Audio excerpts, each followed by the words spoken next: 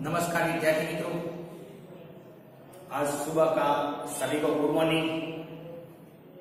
आज हिंदी के ताश के अंदर एकम नंबर 7 जो पद्य है सूरदास के पद, इसके बारे में आज देखते हैं हम। इसके कवि सूरदास हैं। हिंदी साहित्य के अंदर 3 भक्त कवि ऐसे हो गए हैं जो कृष्ण भक्ति धारा के। इसमें एक मीराबाई कवयित्री है, वह भी कृष्ण भक्ति धारा की है। वे भगवान कृष्ण को अपने स्वामी के रूप में देखती हैं। उसे भगवान कृष्ण का वियोग चलता है, भगवान कृष्ण का दर्शन पाना चाहती है वह, इसलिए कहती है कि मेरे तो गिरधर गोपाल दूसरा न कुछ। दूसरा कवि है रसखान, जो कृष्ण भक्ति धारा के कवि हैं और वे भी जितना चाहे कृष्ण के सानिध्य में रहना चाहते हैं। दूसरा जन्म मिले तो भी वह कहते हैं कि मैं ब्रज में या गोकुल में ही जन्म लेकर कृष्ण के समीप रहूं। और तीसरा है सूरदास, जो कृष्ण भक्ति धारा के एक उच्च कोटि के कवि हैं, भक्त कवि हैं। हमारे प्राचीन भक्त कवियों ने अपने जन्म, अपने मृत्यु, अपने जीवन कवन के बारे में अपने साहित्य के अंदर उसने कहीं भी इसका उल्लेख नहीं किया। वे लोग थे, उसे अपनी प्रतिष्ठा भी नहीं पड़ी थी। समाज सुधारक, देश सुधारक और लोगों को सही रास्ते पर लाना, सही मार्ग दिखाना, वही सिर्फ उसका मकसद था। अपने नाम की प्रतिष्ठा की उसे कोई चिंता नहीं थी। इसलिए उसके जन्म, उसके मृत्यु, उसके जन्म स्थान, इसके बारे में हमें कई दंत कथाओं का सहारा लेना पड़ता है। इसके आधार पर कहा जाए तो ये सूरदास का जन्म कुछ लोगों के मता अनुसार या कुछ लोगों के आधार पर हम कह सकते हैं कि इसका जन्म दिल्ली में सीही नामक गांव में ईस्वी सन 1478 में हुआ था। कुछ लोगों का कहना है उसके जन्म स्थान के बारे में, तो कुछ लोग ऐसी बात करते हैं कि सूरदास का जन्म मथुरा के निकट रुकना या रेणुका नामक गांव में हुआ। ये भी मतांतर है कि सूरदास जन्मांध थे। ये भी सही बात पता चलता नहीं, वह जन्मांध थे कि नहीं, इसका भी सही पता नहीं। लेकिन हम यहां सूरदास को जन्मांध मानकर चलते। ऐसे ही सूरदास ने वल्लभाचार्य से दीक्षा प्राप्त की थी, उसे गुरु बनाया था और उसे गुरु मानकर श्रीनाथ जी के मंदिर में रहकर सूरदास ने कृष्ण भक्ति धारा के पदों की रचना की। ऐसे सूरदास वात्सल्य और श्रृंगार रस के अद्वितीय वर्णन का कवि। सूरदास के काव्य में श्रृंगार रस और वात्सल्य रस जितना है उतना अन्य कवियों में देखने को कम मिलता है। तो ऐसे सूरदास ने हमारे सामने 2 पद रखे हैं। इसमें पहले पद के अंदर सूरदास कहता है कि मेरा मन कृष्ण के अलावा और कहीं लगता नहीं। और दूसरे पद के अंदर सूरदास ने बाल कृष्ण का वर्णन किया है। क्या कि सूरदास मूलतः बाल कृष्ण भक्ति धारा के कवि हैं। उनके मूलतः कार्य कृष्ण के बचपन के, कृष्ण खेलना, कृष्ण चलते हैं, गैया चराते हैं, कालीनाग को मारते हैं, गोपियों के साथ रासलीला खेलते हैं, अपने घुटनों के बल चलते हैं, ऐसे काव्यों की रचना सूरदास करते हैं। इसलिए हम सूरदास को बाल कृष्ण भक्ति धारा के कवि भी कह सकते हैं। तो आइए देखें सूरदास ने पहले काव्य में क्या कहा है और दूसरे काव्य में क्या कहा है। तो देखें सूरदास ने कहा कि मेरो मन अनंत कहा सुख पावे। एक शब्द है अनंत, देखें क्या है, अनंत, अन्यत्र, अनंत मतलब अन्यत्र। सूरदास जी कहते हैं कि मेरा मन कृष्ण के अलावा और कहीं मेरा मन लगता नहीं, मेरा मन कृष्ण के अलावा और कहीं लगता नहीं। क्या कि सूरदास ने कृष्ण को ही अपना एकमात्र प्रभु माना है, अपना ईश्वर माना है। दूसरे भगवान भी हैं सही, दूसरे देवी देवता भी हैं, लेकिन सूरदास सिर्फ भगवान कृष्ण पर ही अपना पूर्णतः विश्वास रखते हैं। इसलिए वे कहते हैं कि मेरा मन अन्यत्र कहीं जगह पर सुख पा सकता नहीं। जैसे उड़ी जहाज का पंछी फिर जहाज पर आवे। देखिए पंछी, पक्षी कि जैसे उड़ी जहाज का पंछी फिर जहाज पर आवे। जहाज समुद्र के अंदर मध्य दरिया में चलता है, उसी समय जहाज पर कई पक्षी भी बैठते हैं और वह पक्षी शिकार की खोज में जहाज पर से उड़कर समुद्र में कई दूर तक चले जाते हैं, लेकिन फिर भी वह पंछी वापस जहाज पर आकर ही बैठ जाते हैं, क्योंकि वही इसका एकमात्र आश्रय स्थान है। इसलिए नहीं सूरदास कहते हैं जिस प्रकार जहाज का पंछी उड़कर फिर वापस जहाज पर आ जाता है, उसी प्रकार मेरा मन भी और देवी देवताओं के पास जाता तो है सही, भटकता तो है सही, लेकिन फिर वहीं से वापस भगवान कृष्ण के चरणों में ही आ जाता। देखिए कमल नैन को छोड़ी महात्म और देव को ध्यावे। देखिए कमल नैन,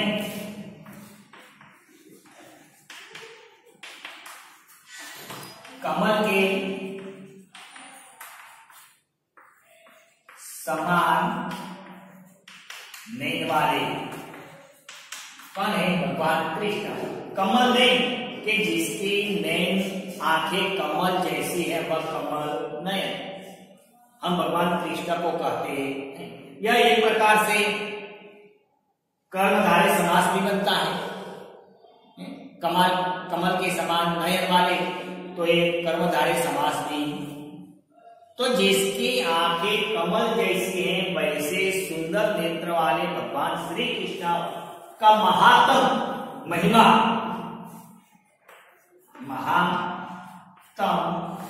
महिमा, इसकी महिमा छोड़कर और देव को ध्यावे।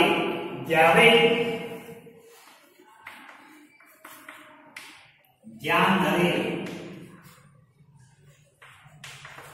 कि कमल नैन जैसे भगवान कृष्ण का महत्व को छोड़कर मैं और देवी देवता का ध्यान क्यों धरूं? मेरे पास तो ऐसे सर्वश्रेष्ठ सभी देवों में जिसका महत्व सबसे ज्यादा है, ऐसा भगवान कृष्ण ही मेरा आराध्य देव है।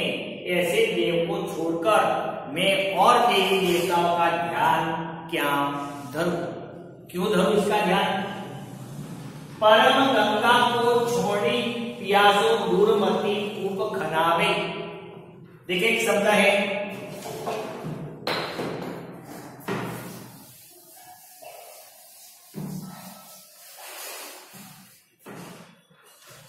परम, श्रेष्ठ, पवित्र भी बोलते हैं उसको, पवित्र, छोड़ी से छोड़कर, प्यासो, प्यासो, दूरमती,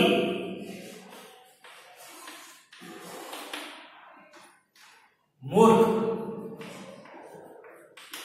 कूप, कुआं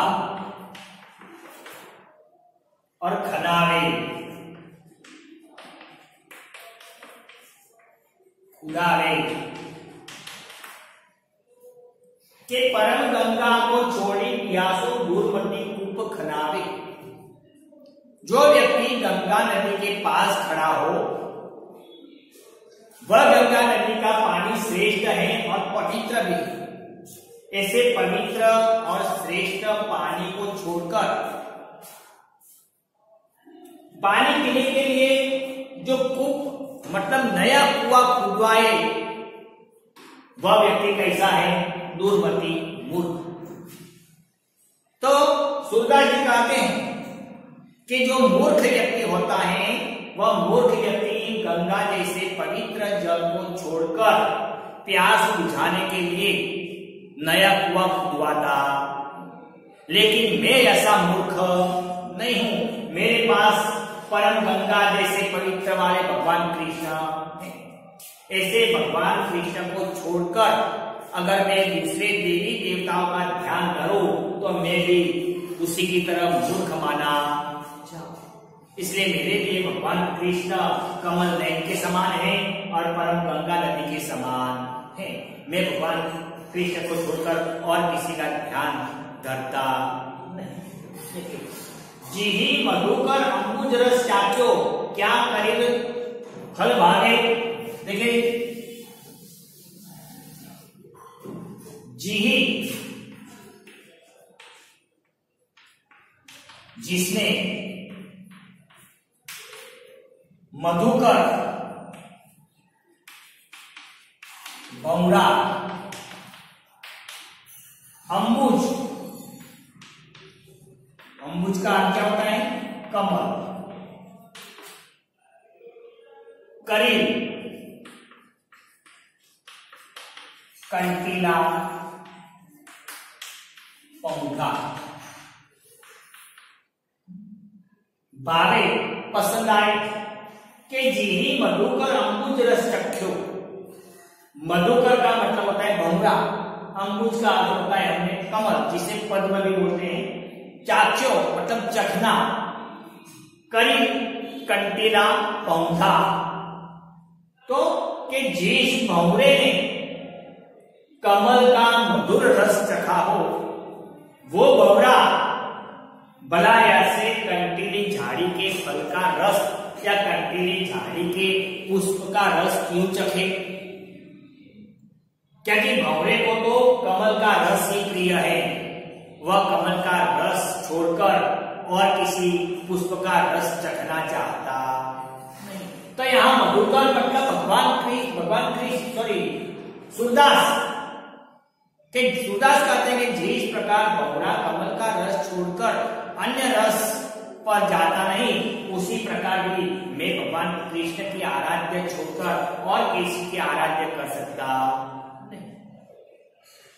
तो यही भौरे के दृष्टांत के द्वारा सूरदास ने बताया कि भौरा को जिस प्रकार कमल का रस पसंद है उसी प्रकार मुझे भी भगवान श्री कृष्ण की भक्ति पसंद। उसे कलित का रस पसंद नहीं, उसी प्रकार मुझे भी दूसरे देव देवी की भक्ति पसंद नहीं।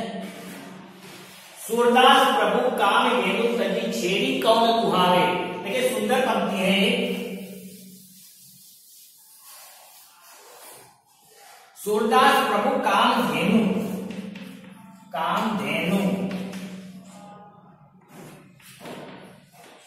इच्छी फल देने वाली गाय तजी छोड़कर छेरी बकरी। सूरदास जी कहते हैं कि मेरे प्रभु तो कामधेनु के समान है। कामधेनु एक गाय है जो समुद्र मंथन के समान समय समुद्र में से निकली थी, और वही कामधेनु गाय परशुराम के पिता के पास से सहस्त्रबाहु ले गया था, और इसके कारण परशुराम ने सहस्त्रबाहु को मार दिया था और एक गाय वापिस लाई थी। गौतम ऋषि के आश्रम में भी एक गाय थी कामधेनु गाय। तो इच्छित फल देने वाली गाय जिसको बोलते हैं कामधेनु। तो मेरे भगवान तो कामधेनु के समान है, और ऐसे कामधेनु समान गाय को छोड़कर बकरी कौन दुहावे? आज के समय में गाय के सामने बकरी एक सामान्य प्राणी है। बकरी एक सामान्य प्राणी है, तो जिसके पास गाय है तो वह गाय को छोड़कर बकरी दुहाने के लिए जाता नहीं। इसी प्रकार सूरदास जी कहते हैं कि मेरे प्रभु तो कामधेनु के समान है, इच्छित फल देने वाले हैं, और ऐसे प्रभु को छोड़कर ऐसे बकरी कौन दुहाए? मतलब अन्य देवों का ध्यान में क्यों? तो देखिए ये पहले काव्य के अंदर सूरदास ने भगवान श्री कृष्ण की महिमा गाई है। वह अपना एकमात्र आराध्य देव मानते हैं। दूसरों के पास उसका मन भटकने के लिए जाता है, लेकिन फिर भटक कर वापस आता है। यहाँ सूरदास ने भगवान कृष्ण को कमल के समान, परम गंगा नदी के समान, और मधुकर भौमरे के समान, और कामधेनु के समान बताया। देखिए दूसरा काव्य। अब दूसरे काव्य में सूरदास जी क्या कहते हैं?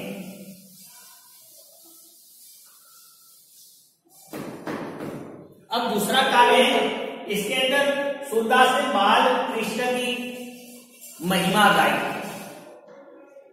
बाल कृष्ण कैसे दिखते हैं, इसकी शोभा कैसे है, इसकी बात बताई है कि शोभित कर नवनीत लिए। देखिए शोभित, सुशोभित। दूसरा शब्द है कर, हाथ, और नवनीत। नवनीत मतलब मक्खन।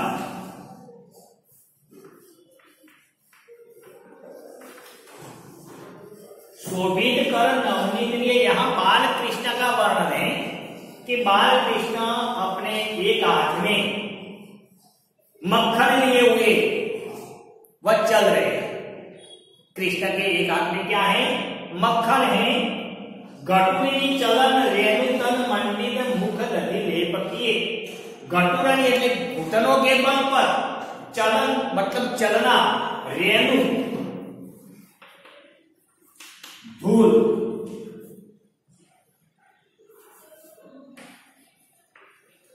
रेणु मतलब धूल, मंडित, सुशोभित।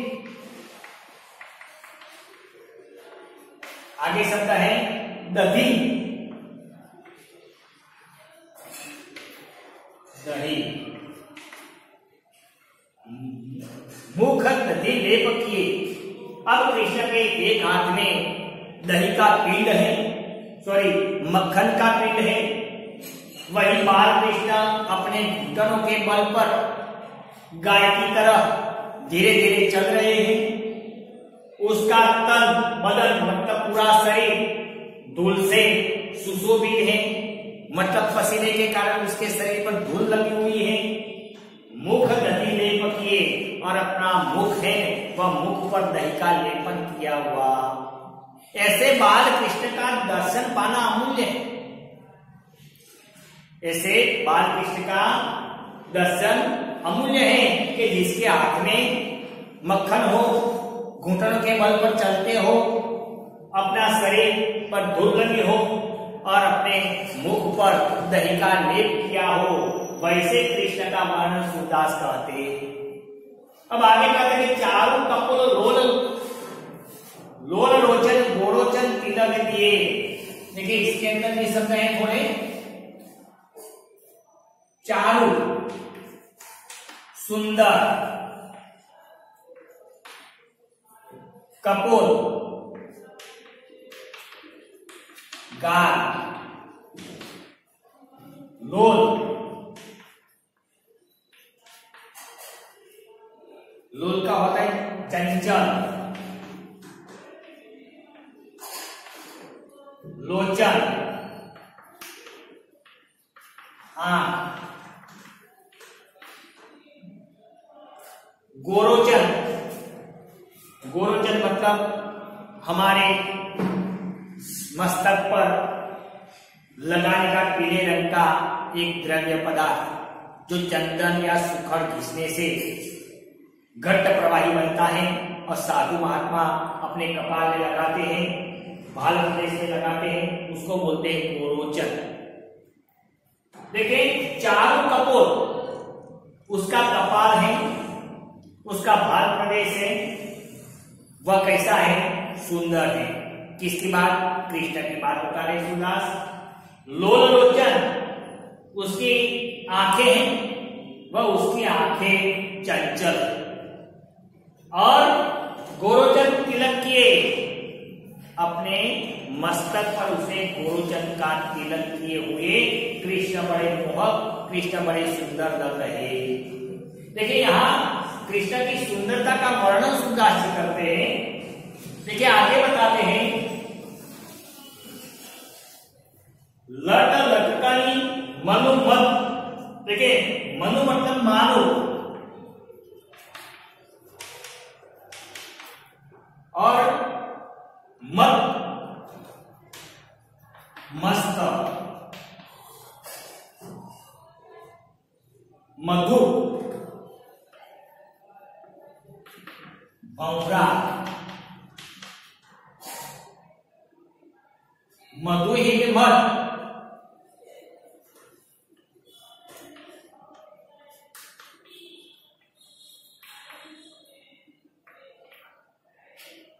देखिए लट लटकानी, कृष्ण के सर पर बालों का गुच्छा, बालों के झुलफे, और वे बालों के झुलफे दाएं और बाएं लटक रहे।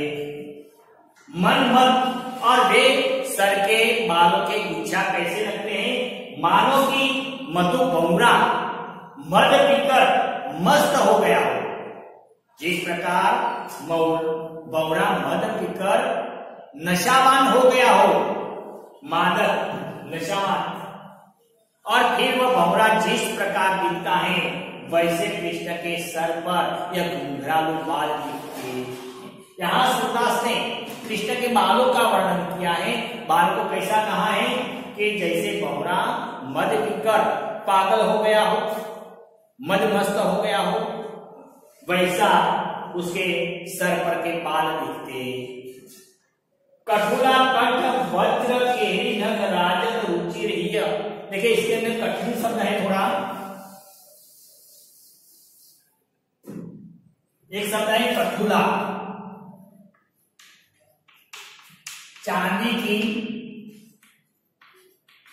चौकियां,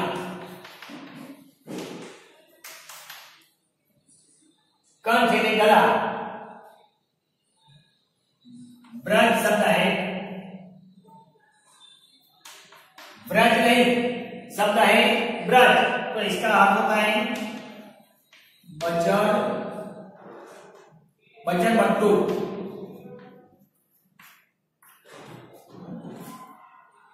केहरी नभ,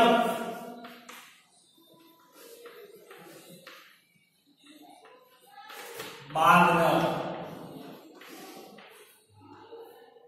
नाखून, राजक, सोगती,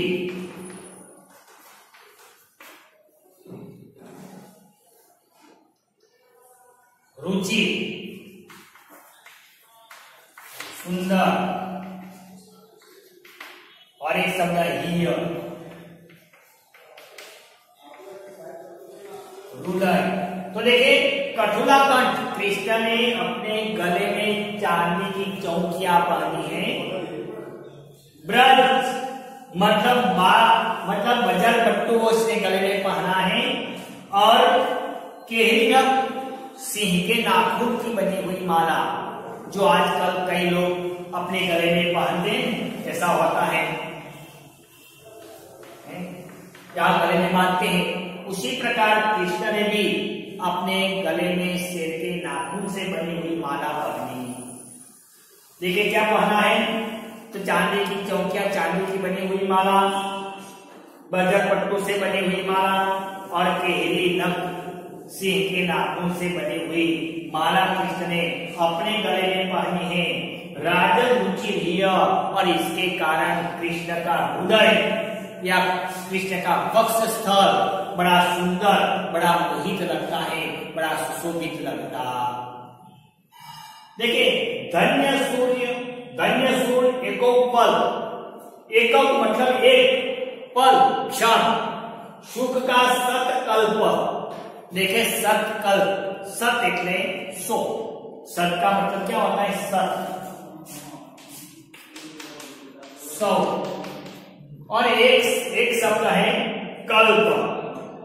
एक कल्प का अर्थ होता है 4 करोड़ 32 लाख वर्ष की अवधि।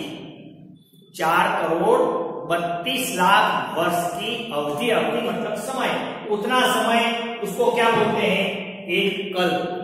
तो ऐसे कितने कल्प हैं, सतकल्प, कितने 100 कल्प की बात बताई। अब सूरदास क्या कर रहे हैं कि ऐसे कृष्ण की छवि का दर्शन पाना एक पल के लिए धन्य है। अगर ऐसे कृष्ण का दर्शन हमें मिल जाए तो हमारा एक पल भी धन्य हो जाता। तो फिर हमें ऐसे सतकल्प जन्म लेने की कोई जरूरत नहीं, फिर हमें यह सतकल्प में जन्म लेने की जरूरत नहीं। अगर भगवान कृष्ण का दर्शन हमें एक पल के लिए मिल जाए तो हमारे लिए सतकल्प भी कोई काम की नहीं है, सतकल्प की जिंदगी भी हमारे लिए बेकार। तो इसी प्रकार दूसरे काव्य में सूरदास जी ने बाल कृष्ण की शोभा का वर्णन किया है। वे कहते हैं कि अपने हाथ में मक्खन का पिंड लिए हुए हैं, घुटनों के बल पर चलते हैं, तन पर धूल लगी हुई है, मुख पूरा दही लगा हुआ है, चारों कपोल, उसका कपाल सुंदर है, आंखें चंचल हैं, गोरोचन का तिलक किया हुआ है, उसके माथे के बाल की लटें मानो के गौरा मदमस्त हो गया हो वैसी दिखती है। कठुला कंठ, गले में उसे चांदी की चौकियां, बाल में था और बजर पट्टू बांधे हैं, जिसके कारण उसका वक्षस्थल बड़ा सुंदर दिखता है। और फिर अंत में सूरदास जी कहते हैं कि ऐसे कृष्ण की छवि का दर्शन पाना एक पल के लिए मेरा धन्य जीना हो जाता है, फिर सतकल्प जीना बेकार। तो इसी प्रकार यह सूरदास जी के काव्य 1 और काव्य 2 हम यहाँ समाप्त करते हैं। मित्रों इसके अंदर जो ये शब्दार्थ हैं वे भी आप अपने नोटबुक में लिखें, और इसके पीछे जो स्वाध्याय दिया गया है वह पूरा स्वाध्याय आप अपनी नोटबुक में अच्छे अक्षरों से सही उत्तर में लिख दे। अगले क्लास में फिर मिलेंगे। Thank you. आभार।